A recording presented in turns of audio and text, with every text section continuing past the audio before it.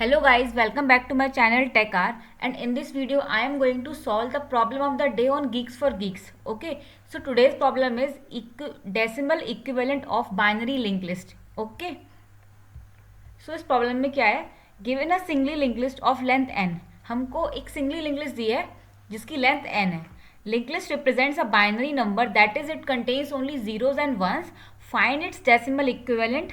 The significance of the bits decreases with the increasing index in the linked list. An empty linked list is considered to represent the decimal 0. Since the answer can be large, modulo 10 raised to power 9 plus 7 should be printed. देखो इसमें क्या कह रहा है, इसमें आपको कुछ नहीं करना, आपको एक लिंक लिस्ट दी है. ठीक है, ये आपकी लिंक लिस्ट हो गई. आपको इसमें एक लिंक लिस्ट दिया है, यानी कि ये मान लो 011 दिया है, तो आपको क्या करना है, ये जो 011 है ये आपकी लिंक लिस्ट में है. आपको इस 011 को कन्वर्ट करना है डेसिमल में. आपको आपने बाइनरी नंबर्स, बाइनरी सिस्टम और डेसिमल नंबर सिस्टम पढ़ा होगा, तो इसमें आपको पता होगा कि 011 होता है हमारा 3 के बराबर. ठीक है, तो इसमें हमें आउटपुट देना है 3. तो ये काम करना है हमको. ओके, तो उसके लिए चलते हैं. समझने के लिए क्या करेंगे, अपने ओपन बोर्ड की तरफ. ठीक है, तो हमारे पास सपोज हमने डिजिट्स ली, मान लो 0 1 1 0. ये मेरी लिंक लिस्ट है, मैं मान के चल रही हूँ. ठीक है, अब होता क्या है कि ये जो लास्ट वाला, हम बेसिकली अगर हमें करना होता है कन्वर्जन, तो हम कैसे करते हैं, तो हम क्या करते हैं, और जो लास्ट वाली है ना, ये हम इसको मान लेते हैं 2 की पावर 0. इसका मल्टीप्लाई करते हैं 2 की पावर 1 से, इसका मल्टीप्लाई करते हैं 2 की पावर 2 से, एंड देन 2 की पावर 3.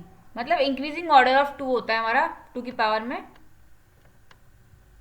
मतलब हम चलते हैं हमेशा लीस्ट सिग्निफिकेंट बिट से, यानी कि यहाँ से. ठीक है, अब क्या करेंगे, 0 में मल्टीप्लाई करेंगे 2 का, 1 में मल्टीप्लाई करेंगे 2 की पावर 1 का, 1 में मल्टीप्लाई करेंगे 2 की पावर 2 का, 0 में मल्टीप्लाई करेंगे 2 की पावर 3 का, और इन सबका क्या कर देंगे, सम कर देंगे.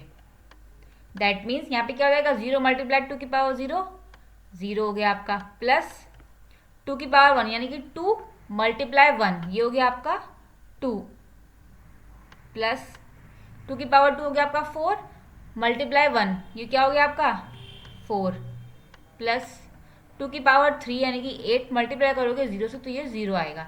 तो 4 प्लस 2 इक्वल्स टू क्या हो गया आपका 6. और अगर आपको नंबर सिस्टम और बाइनरी सिस्टम पता हो, तो ये हमारा 6 ही होता है, और यही तरीका होता है इसको निकालने का. अब हमें कोडिंग में इसको कैसे करना है, और हमें लिंक लिस्ट दी, आपको ये भी याद रखना है, लिंक लिस्ट हमेशा यहाँ से हम चलेंगे.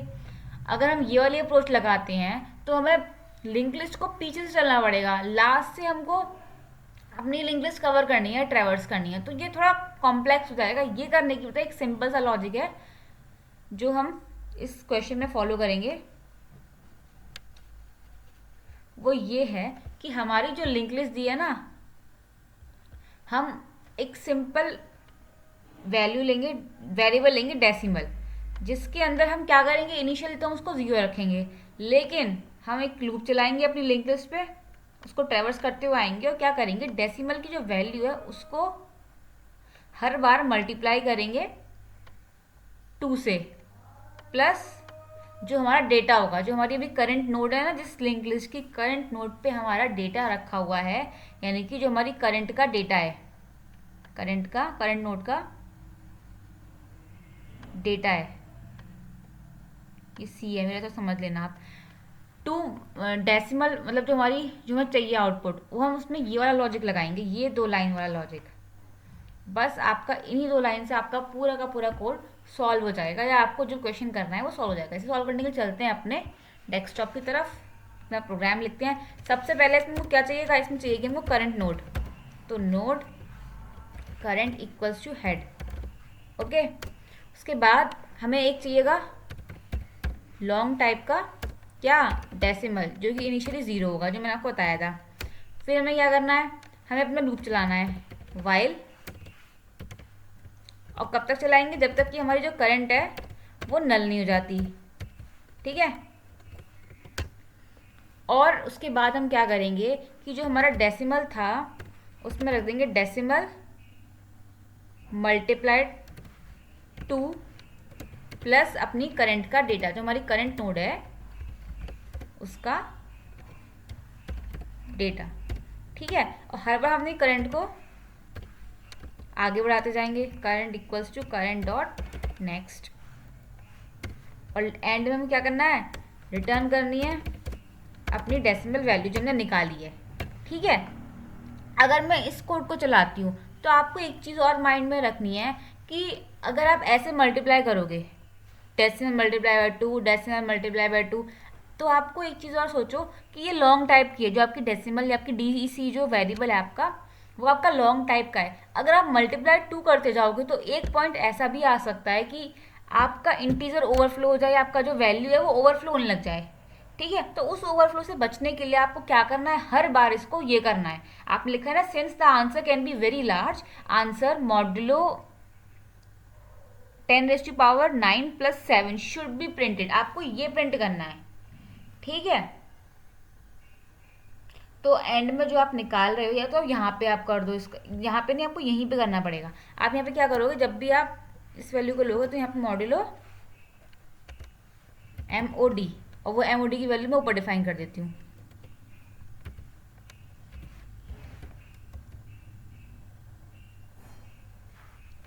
Long MOD equals to 10 raise to power, या मैं कह सकती हूँ उसको 1E कहाँ गया मेरा, 1E9 + 7, ये तो क्या है इसने, और वो भी मुझे क्या चाहिए ये चीज़ लॉन्ग में।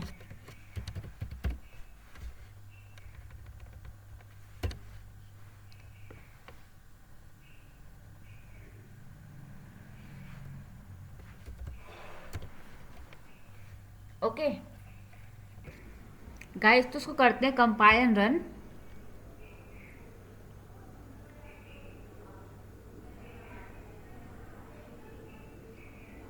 जो कि हो चुका है परफेक्टली।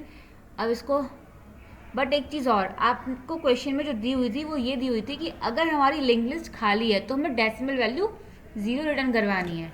ठीक है, तो यहाँ पे आपको एक बेस केस इसको हम बोलते हैं, वो आपको ये लिखना है, इफ़ जो आपकी हेड है वो अगर नल है, मतलब खाली है, आपकी हेड में कुछ भी नहीं है आपकी लिंक लिस्ट में, तो आपको सिंपली रिटर्न कर देना है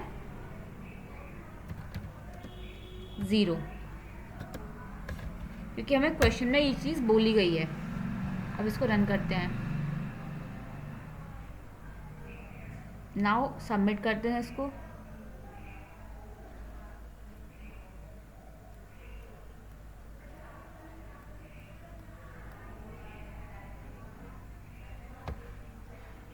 There is some problem in the code, तो मैंने इसमें अपने कोड में ये गलती करी थी कि मैंने यहाँ पे ब्रैकेट नहीं लगाए थे, क्योंकि मॉड्यूलस हमें तब करना है जब हमारा इसका आउटपुट निकल के आ जाए। अब इसको रन करते हैं। ठीक है,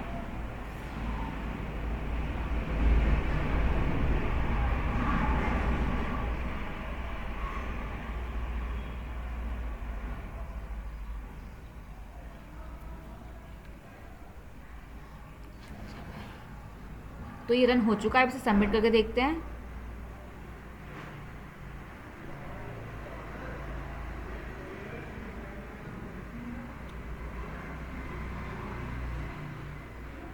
तो गाइस, आज की हमारी PODD सॉल्व हो चुकी है। एक बार इसको ड्राई रन करके और देख लेते हैं।